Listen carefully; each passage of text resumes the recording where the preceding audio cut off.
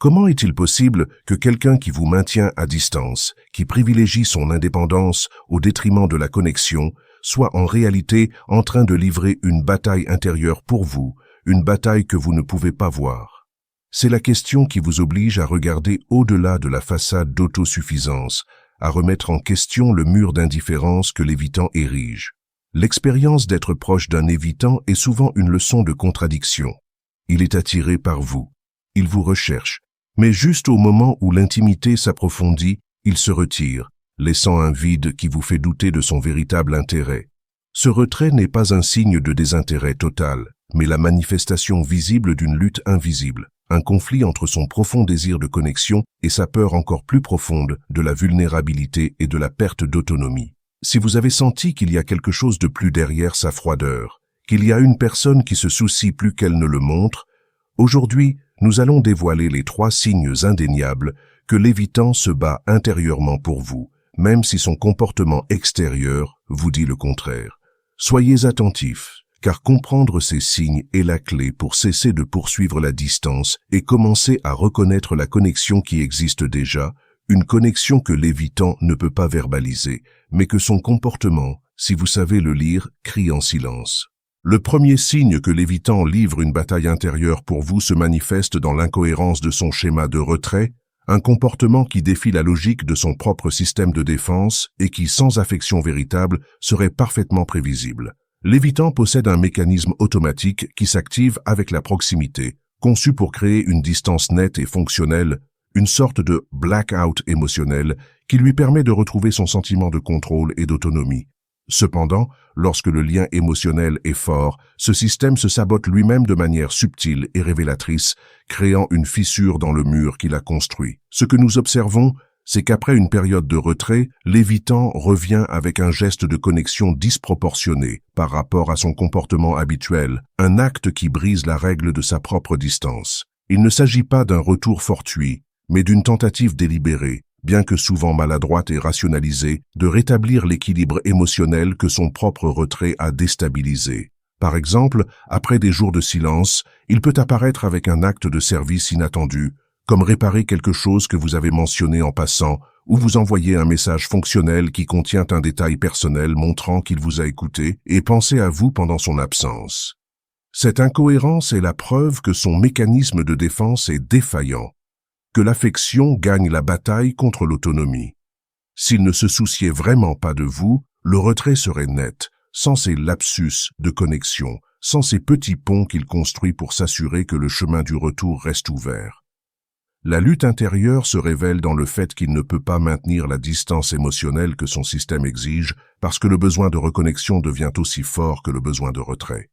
En approfondissant ce premier signe, l'incohérence ne se limite pas seulement à la réapparition après le retrait, elle s'étend à la qualité de l'attention qu'il vous porte dans des moments spécifiques, surtout lorsque vous êtes vulnérable.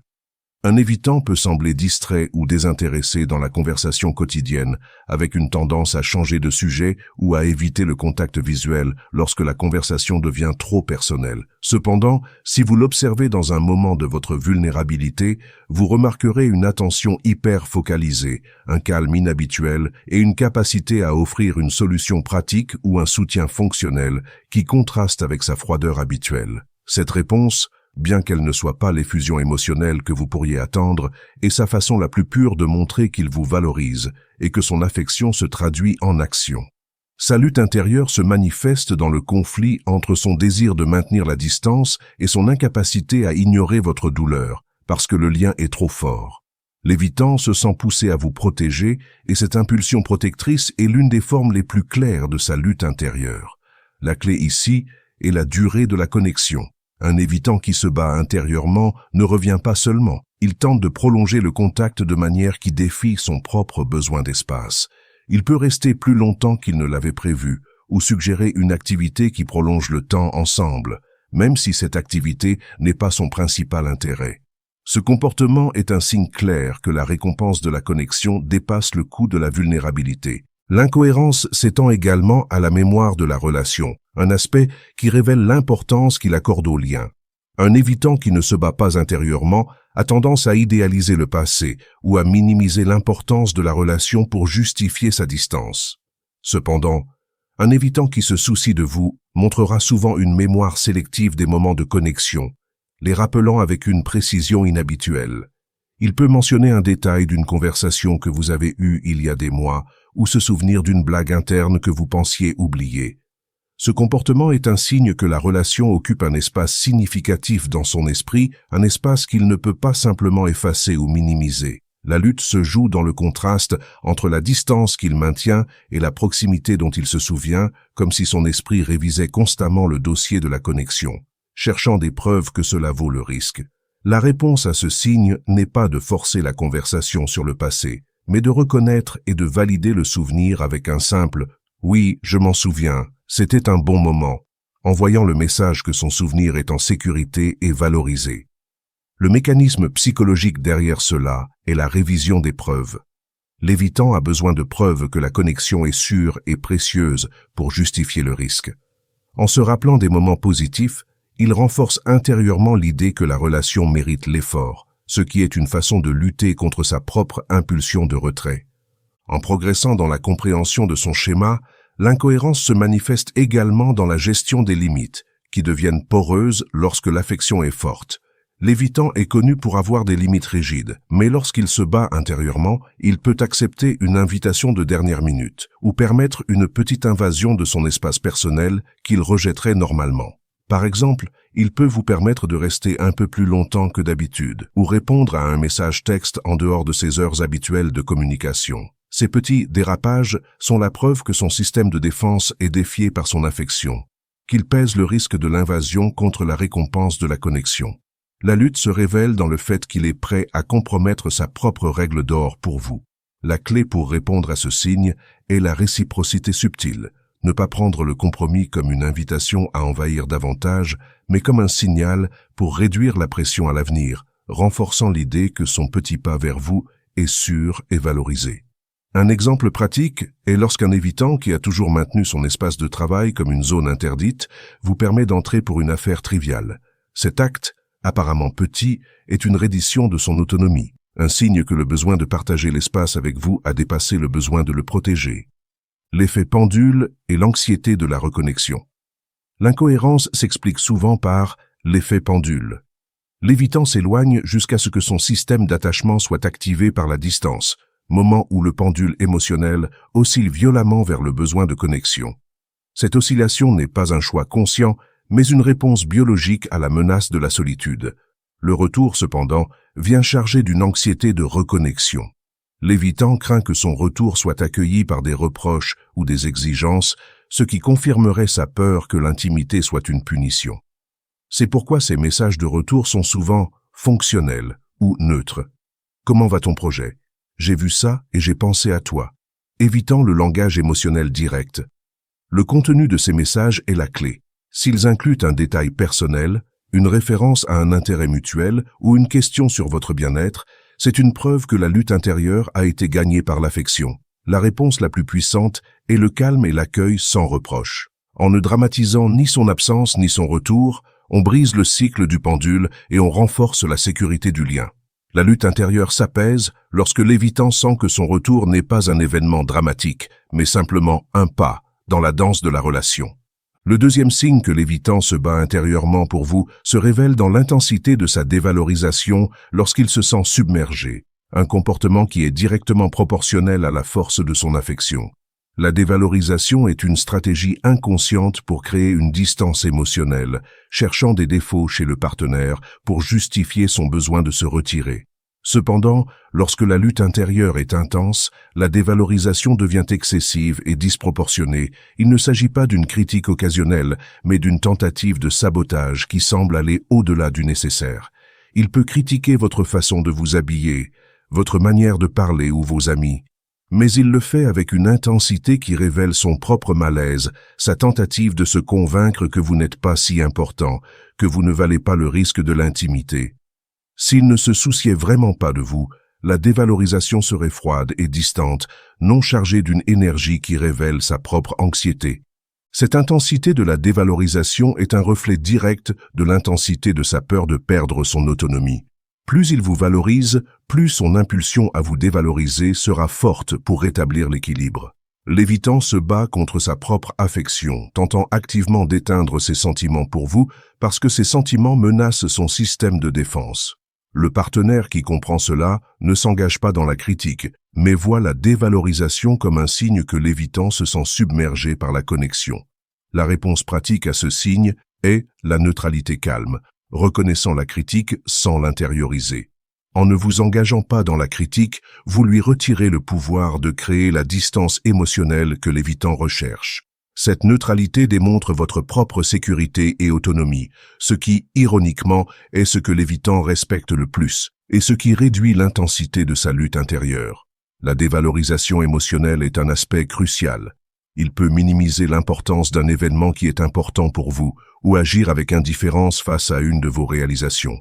Ce n'est pas un manque d'empathie, mais une tentative de réduire l'intensité émotionnelle de la relation, parce que cette intensité est ce qui le submerge. La dévalorisation se manifeste également dans la comparaison avec d'autres, une tentative de chercher une alternative moins menaçante. L'évitant peut commencer à parler d'autres personnes qui ont plus de succès, qui sont plus indépendantes ou qui ont moins de drames dans leur vie. Cette comparaison n'est pas une tentative de vous faire sentir inférieur, mais une tentative de se convaincre qu'il existe des options plus sûres et moins menaçantes. La lutte se révèle dans le fait qu'il cherche activement une raison pour justifier son retrait. S'il ne se souciait vraiment pas de vous, il partirait simplement. Le fait qu'il ait besoin de construire un dossier contre vous est la preuve que son affection est forte. La réponse à ce signe est la validation de son besoin d'indépendance en disant « Je comprends que tu accordes beaucoup d'importance à l'indépendance. Moi aussi. Que pouvons-nous faire pour que tu te sentes plus en sécurité dans notre relation ?» Cette réponse désarme la dévalorisation et la transforme en une opportunité de connexion. Le schéma « l'herbe est plus verte ailleurs » est une manifestation de cette lutte. L'évitant idéalise d'autres personnes ou relations qu'il perçoit comme moins exigeantes émotionnellement, non pas parce qu'il les désire vraiment, mais parce qu'elles représentent une voie d'évasion de l'intensité du lien actuel. L'intensité de la dévalorisation est souvent une projection de ses propres peurs. L'évitant craint d'être inadéquat ou dépendant et projette ses peurs sur le partenaire, critiquant précisément les qualités qu'il craint en lui-même. Par exemple, il peut critiquer votre besoin de parler de sentiments, alors qu'en réalité, il craint sa propre incapacité à le faire. De plus, la dévalorisation peut être un mécanisme de test ou d'épreuve d'engagement. En vous critiquant, il teste si votre affection est inconditionnelle. Si vous vous retirez ou vous effondrez face à la critique, il confirme sa croyance que l'intimité est dangereuse. La clé est de différencier entre une critique constructive et la dévalorisation évitante. La dévalorisation évitante est vague, se répète et n'offre aucune solution. La réponse est la réaffirmation de sa propre valeur sans confrontation. Un simple « je comprends que tu sois frustré, mais je ne vais pas te permettre de me parler ainsi » établit une limite ferme sans entrer dans le jeu de la dévalorisation. Cette limite est ce que l'évitant respecte, parce qu'elle démontre votre propre autonomie. Un autre aspect de la dévalorisation intense est la minimisation des accomplissements du partenaire, une tentative de réduire votre valeur pour justifier son retrait. Lorsque l'évitant se sent submergé, il peut minimiser vos accomplissements ou vos succès. Ce n'est pas un signe d'envie, mais une tentative de réduire votre valeur pour justifier son retrait. Si vous êtes trop accompli ou trop complet, l'évitant se sent plus petit et plus vulnérable. La lutte se révèle dans le fait qu'il tente de réduire votre éclat pour se sentir plus en sécurité. La réponse à ce signe est la célébration silencieuse, ne cherchant pas sa validation, mais célébrant vos accomplissements pour vous-même. Cette autosuffisance est ce que l'évitant respecte et ce qui réduit le besoin de dévalorisation. La dévalorisation de l'intimité est un autre point clé.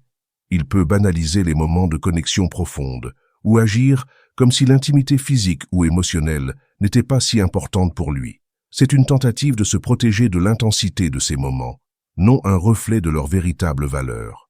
Le troisième signe que l'évitant se bat intérieurement pour vous se manifeste dans la communication indirecte de ses peurs et de ses désirs, une façon subtile d'exprimer son affection sans s'exposer à la vulnérabilité. L'évitant est incapable d'exprimer ses sentiments de manière directe, mais lorsque le lien est fort, il trouve des façons subtiles de communiquer son affection et sa peur de vous perdre. Cette communication indirecte peut prendre la forme d'humour autocritique sur sa propre incapacité pour l'intimité, ou de questions hypothétiques sur l'avenir de la relation. Par exemple, il peut plaisanter sur à quel point il est terrible pour l'engagement, ou demander de manière décontractée ce que vous feriez s'il devait déménager dans une autre ville. Ce ne sont pas des questions anodines, mais des tentatives de mesurer votre réaction, de tâter le terrain sans s'exposer à la vulnérabilité d'une conversation directe. L'évitant se bat pour trouver une façon sûre d'exprimer son affection et sa peur de la perte. Cette communication indirecte est la clé pour comprendre son monde intérieur. L'évitant ne vous dira pas « je t'aime », mais peut dire « j'aime beaucoup comment tu es quand tu es concentré sur ton travail ». C'est sa façon d'exprimer l'affection sans utiliser le mot « amour », qui est trop menaçant. Le partenaire qui comprend ce signe ne presse pas pour une déclaration d'amour, mais valorise la subtilité de l'expression. En reconnaissant et en validant cette communication indirecte, le partenaire crée un environnement de sécurité qui permet à l'évitant de baisser sa garde. La lutte intérieure s'apaise lorsque l'évitant sent que son affection est reconnue, même lorsqu'elle est exprimée de manière indirecte. Le langage de la préoccupation est une forme courante de communication indirecte. Il peut poser des questions répétées sur votre bien-être, votre sécurité ou votre santé, non pas parce qu'il doute de votre capacité à prendre soin de vous, mais parce que c'est sa façon d'exprimer qu'il tient à vous sans utiliser un langage émotionnel direct. La communication indirecte se manifeste également dans la projection de ses peurs, une tentative d'exprimer son affection sans s'exposer. L'évitant peut commencer à s'inquiéter de votre bien-être d'une manière inhabituelle, demandant si vous dormez suffisamment ou si vous mangez bien.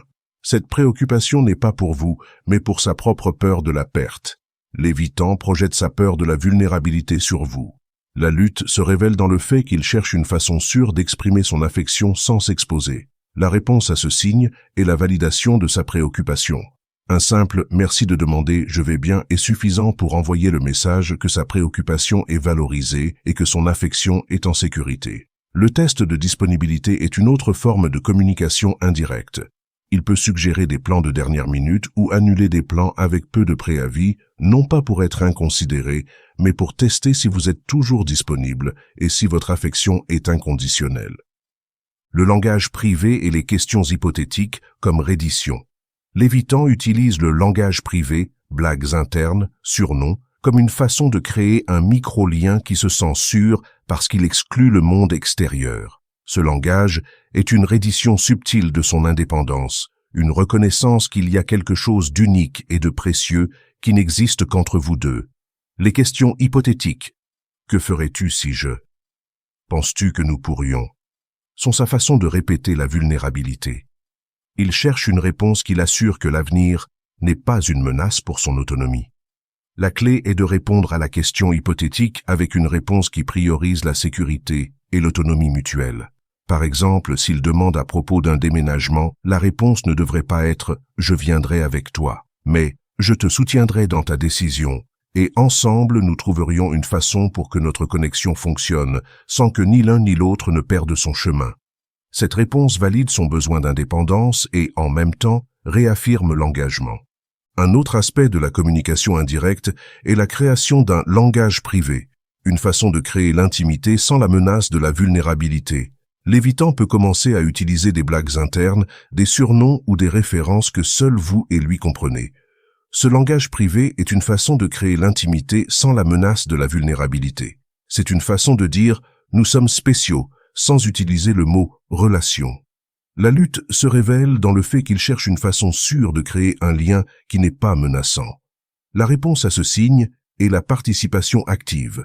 Utilisez le langage privé, riez des blagues internes et célébrez la connexion. Cette participation active renforce l'idée que l'intimité peut être amusante et sûre. La révélation d'informations personnelles est la forme la plus subtile de communication indirecte.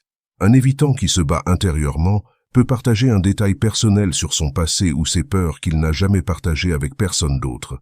Cet acte, bien qu'il ne soit pas une déclaration d'amour, est une reddition de son autonomie, un signe qu'il vous fait suffisamment confiance pour être vulnérable. Les signes non-verbaux de la lutte intérieure. Au-delà des mots, le corps de l'évitant trahit souvent sa lutte. Lorsqu'il se sent submergé par la connexion, il peut montrer des micro-expressions de panique suivies d'une fermeture émotionnelle rapide. Dans des moments d'intimité profonde, il peut chercher une distraction physique, regarder son téléphone, se lever pour chercher quelque chose, ou montrer une rigidité corporelle qui contraste avec la chaleur du moment. Cependant, lorsqu'il se bat pour vous, il montre également des gestes de connexion non verbaux qui contredisent sa distance verbale. Il peut maintenir le contact visuel 1 seconde de plus que d'habitude, ou permettre un contact physique prolongé, un bras sur l'épaule, un pied touchant le vôtre, qu'il éviterait normalement. La clé est de lire ces gestes comme la véritable communication de son affection, et de répondre avec une présence calme et non invasive. En s'appuyant sur ces 3 signes, il est crucial de comprendre que la lutte intérieure de l'évitant n'est pas une excuse pour un mauvais comportement, mais une explication de sa complexité. L'évitant se bat pour concilier 2 besoins fondamentaux, le besoin d'autonomie et le besoin de connexion. Lorsque le lien est fort, ces 2 besoins entrent en conflit, créant la danse du retrait et du retour. L'évitant se bat pour vous parce qu'il vous valorise, mais il se bat aussi contre vous parce qu'il craint de perdre son identité. La clé pour naviguer cette lutte est la cohérence. Être cohérent avec votre propre autonomie et ne pas tomber dans le jeu de la poursuite est la seule façon de changer la dynamique. L'évitant ne vous dira pas ces choses parce que, dans de nombreux cas, il ne les a même pas complètement articulées pour lui-même. Ce sont des règles internes, automatiques, qui gouvernent son comportement. Comprendre ce système ne signifie pas tolérer un mauvais comportement ou un manque d'engagement, mais avoir la clarté pour répondre d'une manière qui favorise la sécurité plutôt que d'activer la peur. La réponse n'est pas de poursuivre, mais de stabiliser votre propre centre. La clé est de changer la danse, de cesser d'être le poursuivant pour devenir une ancre. Si vous voulez apprendre à communiquer efficacement lorsque la distance devient un problème, ou si vous voulez savoir quelles sont les 3 erreurs les plus courantes que font les gens en essayant de se rapprocher d'un évitant, faites-le moi savoir dans les commentaires. Merci d'avoir regardé. Si cette vidéo vous a donné une nouvelle perspective, mettez un j'aime et abonnez-vous pour plus de contenu sur les dynamiques relationnelles. On se retrouve dans la prochaine vidéo.